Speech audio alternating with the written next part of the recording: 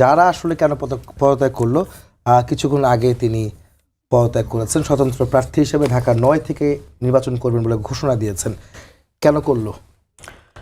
প্রথম কথা বলি যে তিনি আমাদের দলের একজন অত্যন্ত গুরুত্বপূর্ণ নীতি নির্ধারণী পর্যায়ের নেতা ছিলেন বলতে হচ্ছে কারণ সম্ভবত তিনি পদত্যাগ করেছেন এরকম আমরা শুনতে পাচ্ছি, যদিও তিনি ফেসবুকে কোনো কারণ ব্যাখ্যা করেন নাই, তিনি বলেছেন স্বতন্ত্র নির্বাচন করবেন। এখন আপনি একটা জিনিস দেখেন যে এই সিদ্ধান্তটা আমি বলবো যে এটা একটা অরাজনৈতিক সিদ্ধান্ত এবং একটা ব্যক্তিবাদী সিদ্ধান্ত। কেন?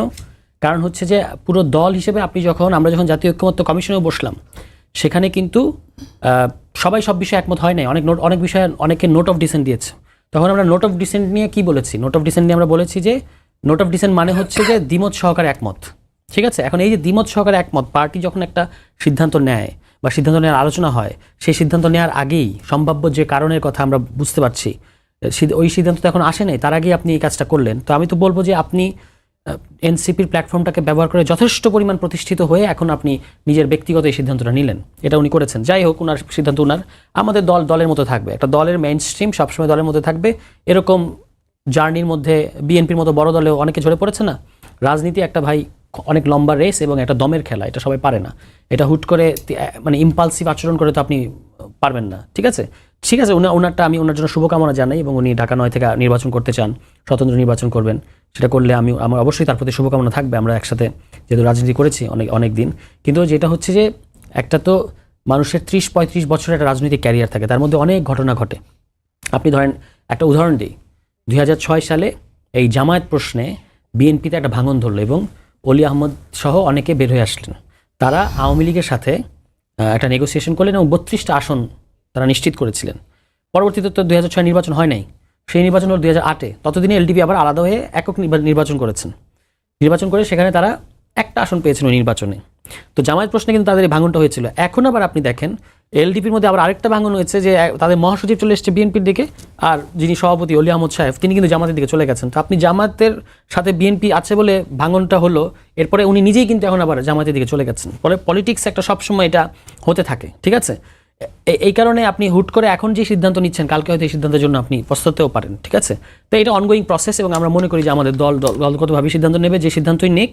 কিন্তু জাতীয় রাজনীতি কতগুলো জিনিস ডিজার্ভ করে, তার মধ্যে একটা জিনিস হচ্ছে ধৈর্য, ফোকাস এবং আপনার লম্বা দম, এটা দরকার হয় আর কি। হুট করে ৩-৪-৫ মাসের একটা জার্নিতে এসে একটা সিদ্ধান্ত পছন্দ না হলে আমি একটা কিছু করে বসবো, তাহলে sorry, national politics is not your cup of টি।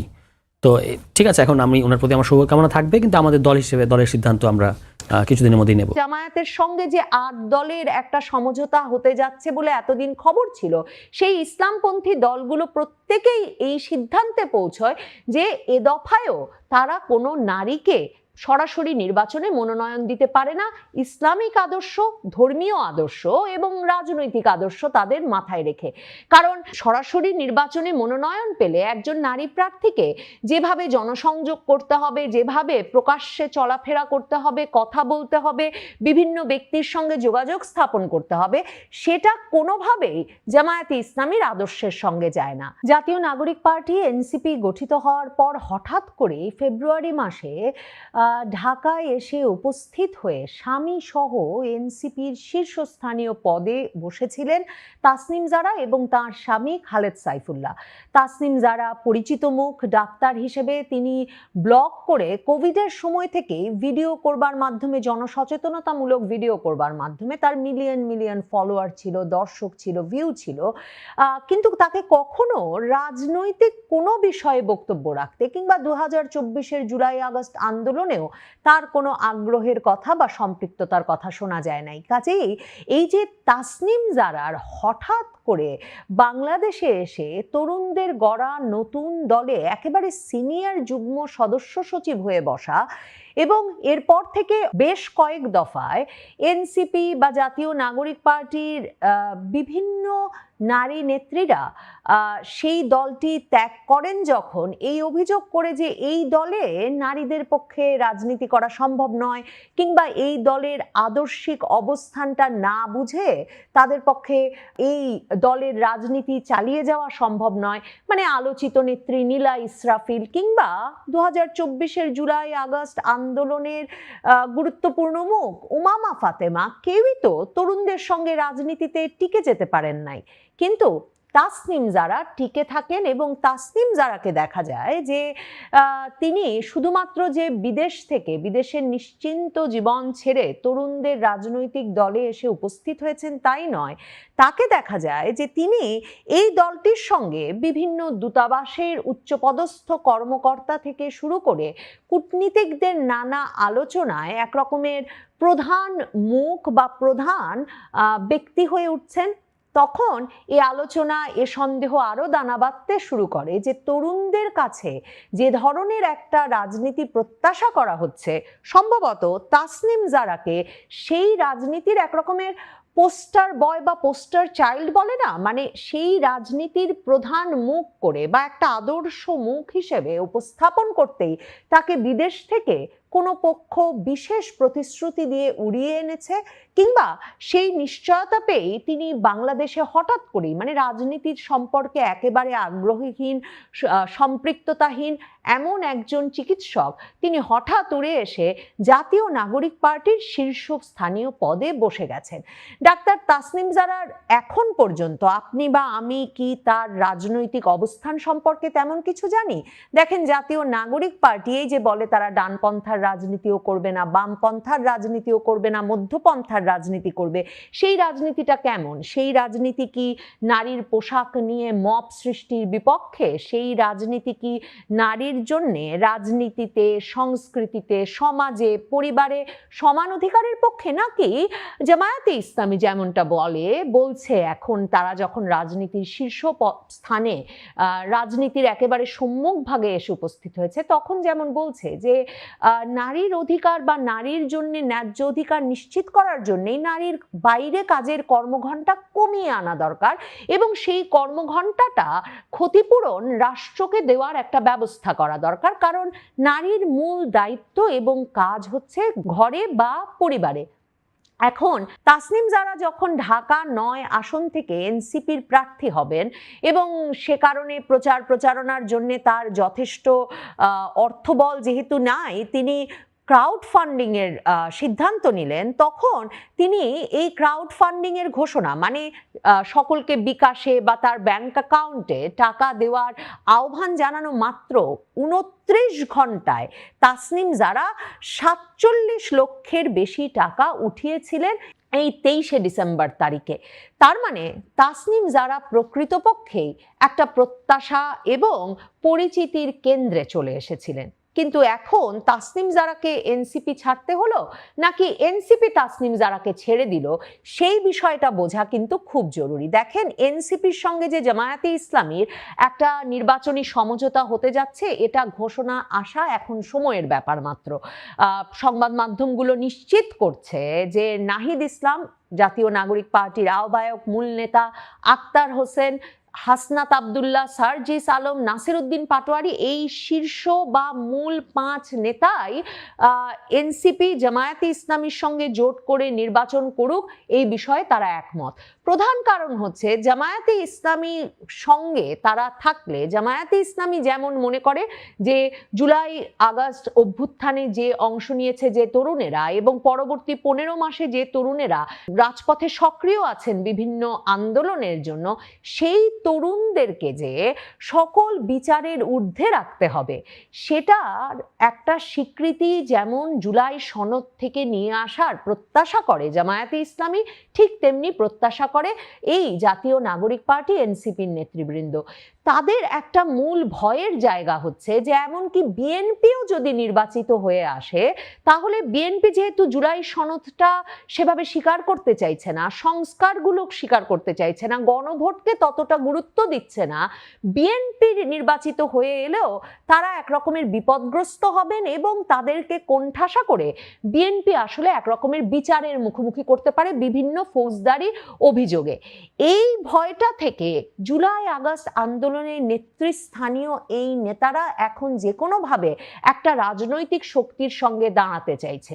এই যে জুলাই আগস্ট আন্দোলনের সময় এবং তার পরবর্তী সময়ে নেতাকর্মীরা বিভিন্ন ঘটনায় জড়িত থাকার দায়ে শেষ পর্যন্ত ফৌজদারি অভিযোগের দায়ে পড়বেন কিনা, এই ভয়টা কিন্তু জামায়াতে ইসলামীরও আছে। জামায়াতে ইসলামীও সে কারণে জাতীয় নাগরিক পার্টিকে এখন দলে নিতে প্রস্তুত, একদিকে সে কারণে, অন্যদিকে জুলাই আগস্ট আন্দোলনের যে মূল চালিকা শক্তি তারা ছিল, যেটা তারা বলে আসছিল এতদিন ধরে, কিন্তু জাতীয় নাগরিক পার্টির নেতৃবৃন্দের অস্বীকারের মুখে তারা সম্পূর্ণ স্বীকৃতি পাচ্ছিল না।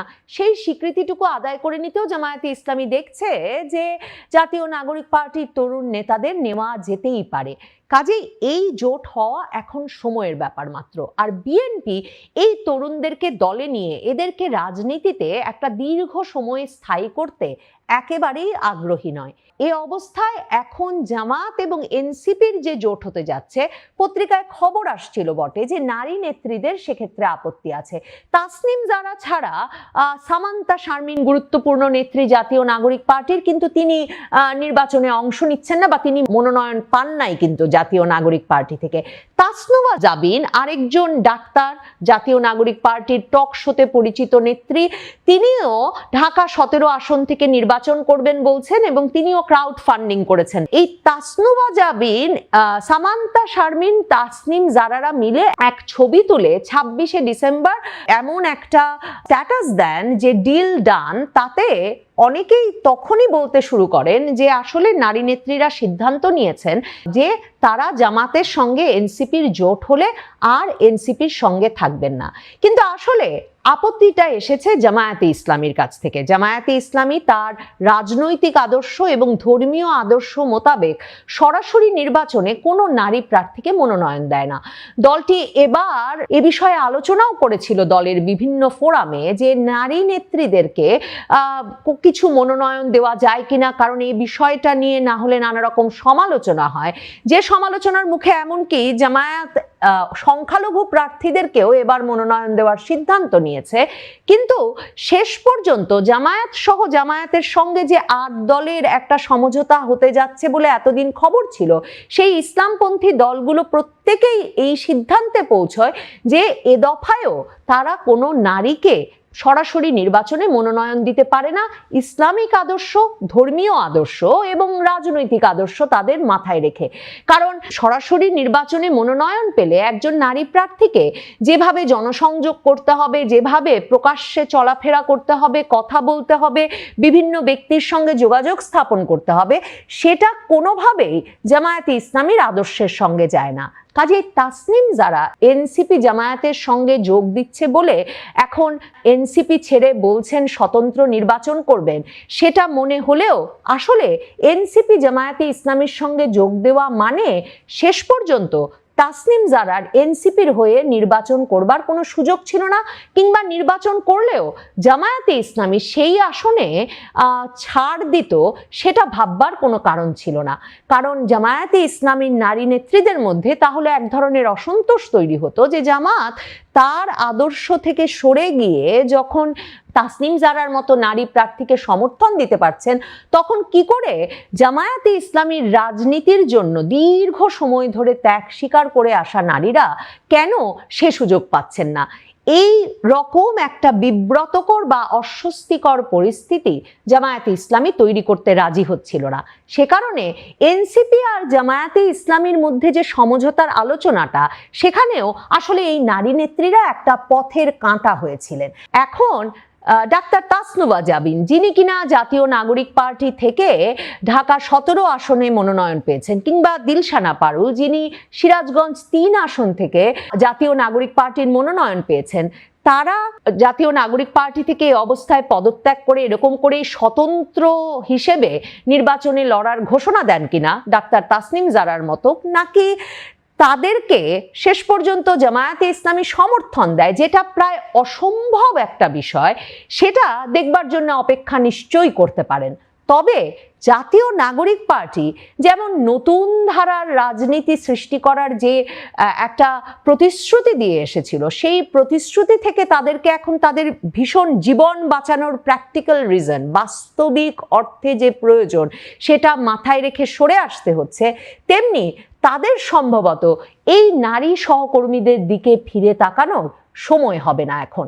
জীবনের নিরাপত্তার কথা যেমন এখন জাতীয় নাগরিক পার্টির নেতৃবৃন্দ ভাবছেন, তেমনি জাতীয় নাগরিক পার্টির নেতৃবৃন্দ প্রকৃত অর্থেই নির্বাচনের পরে যাতে কোনো মামলা মোকদ্দমার ফেরে পড়তে না হয় সে বিষয়টিও মাথায় রাখছেন।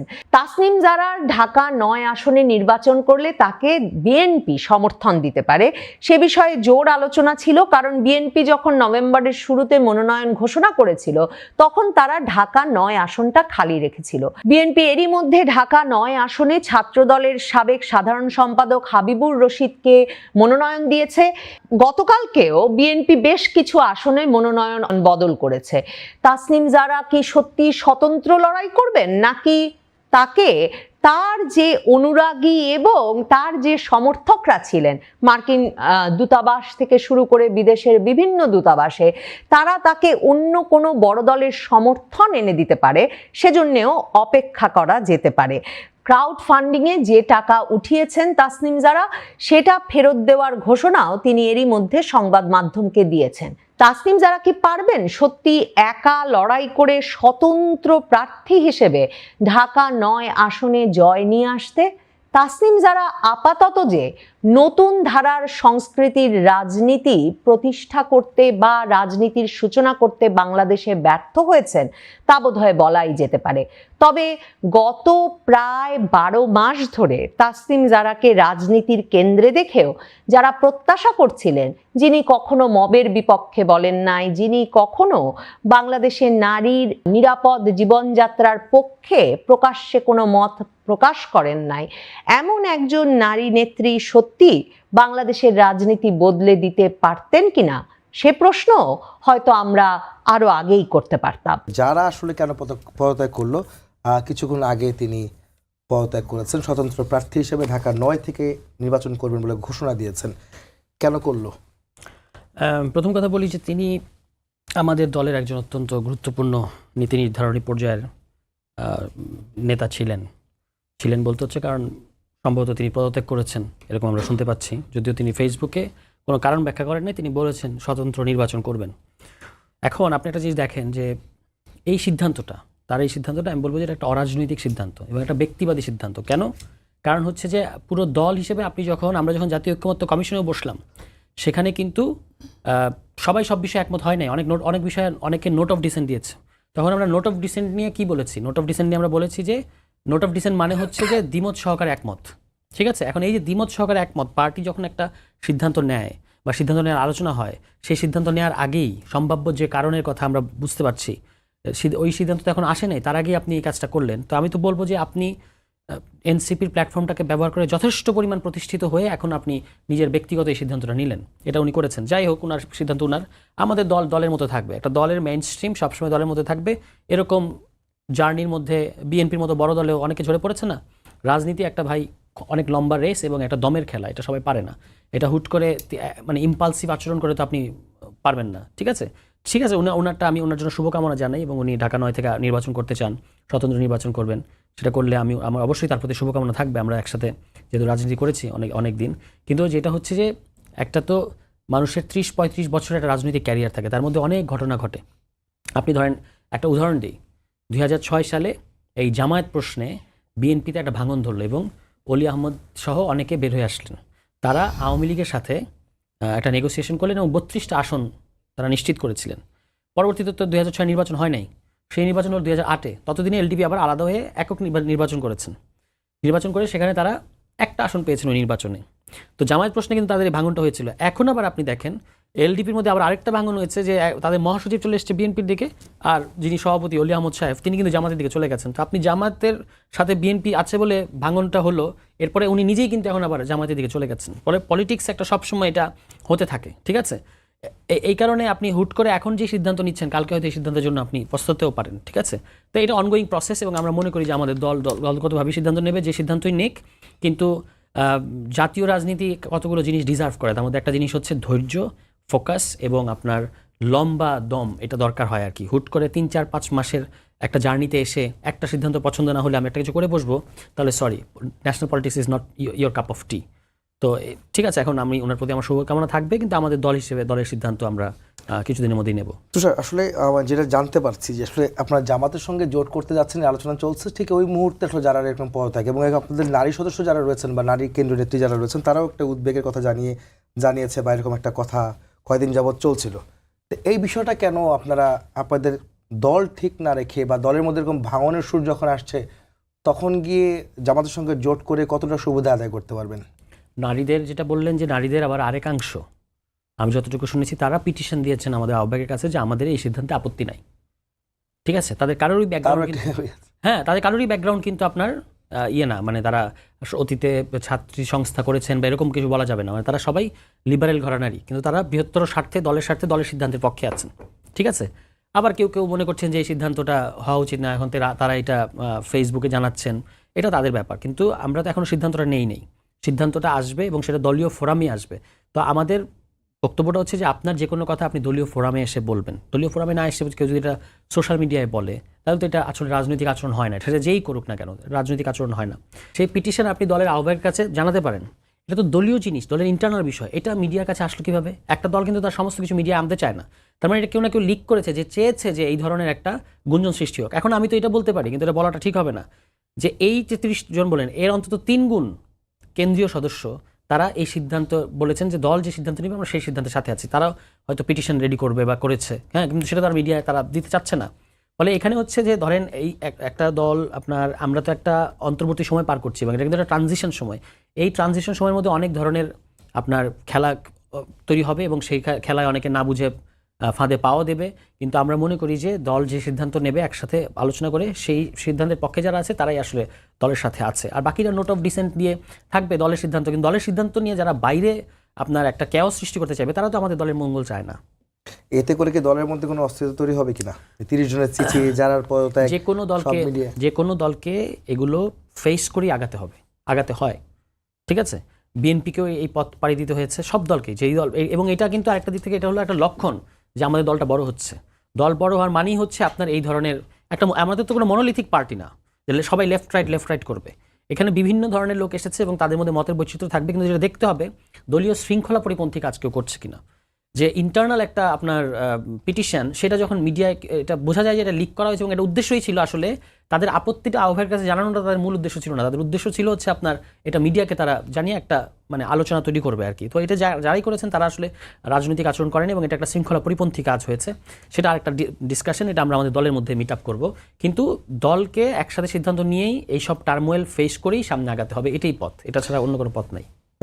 নীলফামারী, আপনি একটু বলবেন আমাকে যে এই ধরনের আসলে যারার যে পদত্যাগ, কিছুক্ষণ আগে তিনি পদত্যাগ করেছেন এনসিপি থেকে, অন্য কোথায় কি হবে আমি জানি না, তবে এনসিপিতে কিন্তু একটা মানে ক্রাইসিসের মোমেন্টে পড়েই আছে আমি বলবো, এই ঘটনাকে কেন্দ্র করে, এই ধরনের ঘটনাকে আমরা কয়েকদিন যাবতই শুনছিলাম যে এনসিপি কয়েকটা ভাগে বিভক্ত হয়েছে, কেউ বিএনপির সাথে নেগোসিয়েট করতে চাচ্ছে, কেউ জামাতের সাথে নেগোসিয়েট করতে চাচ্ছে, কেউ ইন্ডিভিজুয়াল নিজেরাই ইলেকশন করতে চাচ্ছে, আবার কেউ 7-8টা দল মিলে একটা যে জোট করেছিল তাদের সাথে থাকতে চাচ্ছে।